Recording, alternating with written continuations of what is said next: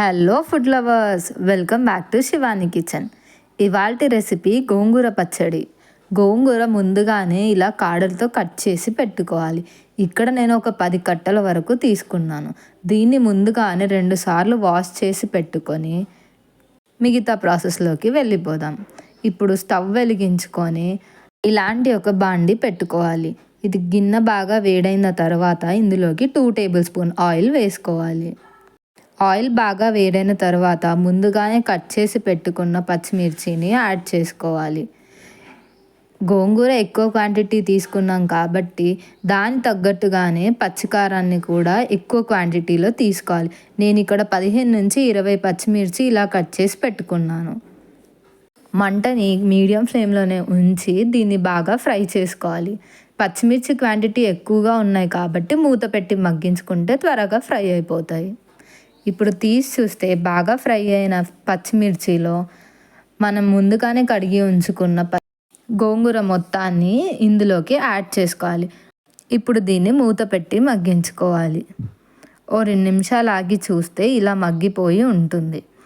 బాగా మిక్స్ చేసుకొని ఇప్పుడు ఇందులోకి 4 స్పూన్స్ ఉప్పు యాడ్ చేసుకొని బాగా కలుపుకోవాలి. ఇప్పుడు ఇందులోకి 1 మీడియం సైజ్ చిన్నగా కట్ చేసి పెట్టుకున్న టొమాటోని యాడ్ చేసుకోవాలి. దీన్ని కూడా ఇప్పుడు బాగా మిక్స్ చేసుకొని కాసేపు మూత పెట్టి మగ్గించుకోవాలి. ఇప్పుడు మూత తీసి చూస్తే టమాటా కూడా బాగా మగ్గిపోయి ఉంటుంది. ఈ మిశ్రమాన్ని బాగా కలుపుకొని ఇప్పుడు ఇందులోకి 2 టేబుల్ స్పూన్స్ ధనియాల పొడి యాడ్ చేసుకోవాలి. వేయించి పొడి చేసుకున్న ధనియాలు. దీంతో పచ్చడికి చాలా మంచి ఫ్లేవర్ వస్తుంది. లాస్ట్లో ఈ పౌడర్ యాడ్ చేసుకొని బాగా కలిపేసుకొని అలా లాస్ట్లో మూత పెట్టేసి ఓ 2 నిమిషాలు మగ్గించుకొని ఇప్పుడు ఇలా మ్యాషర్తో ఓసారి రుబ్బుకుంటే పులుపు కారం బాగా మిక్స్ అయ్యి మంచి రుచి వస్తుంది. ఇదే టైంలో కావలిస్తే పచ్చి ఉల్లిపాయ ముక్కలు కూడా యాడ్ చేసుకోవచ్చు, మంచి ఫ్లేవర్ వస్తుంది. ఒకవేళ ఉల్లిపాయలు వేసుకోకుంటే మాత్రం ఈ పచ్చడి 10 రోజుల వరకు నిల్వ ఉంటుంది ఫ్రిడ్జ్లో పెట్టకుండానే. ఉల్లిపాయ వేసుకుంటే మాత్రం 5 రోజులు నిల్వ ఉంటుంది. మూత పెట్టేసి స్టవ్ ఆఫ్ చేసుకుంటే అంతే. ఇప్పుడు దీనికి పోపు వేసుకోవాలి.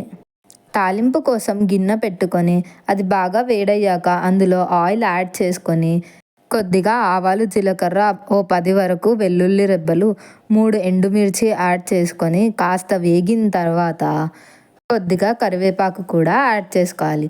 ఇప్పుడు తాలింపు రెడీ అయ్యాక పచ్చడిలో తాలింపు వేసుకొని బాగా కలుపుకుంటే అంతే. ఎంతో కమ్మని గోంగూర పచ్చడి రెడీ టు సర్వ్. అలా వేడి వేడి అన్నంలోకి తింటే అద్భుతంగా ఉంటుంది. మీరు కూడా ట్రై చేసి ఎలా ఉందో కామెంట్ చేయండి. వీడియోని లైక్ చేసి షేర్ చేయండి అండ్ అలానే సబ్స్క్రైబ్ చేసుకోండి.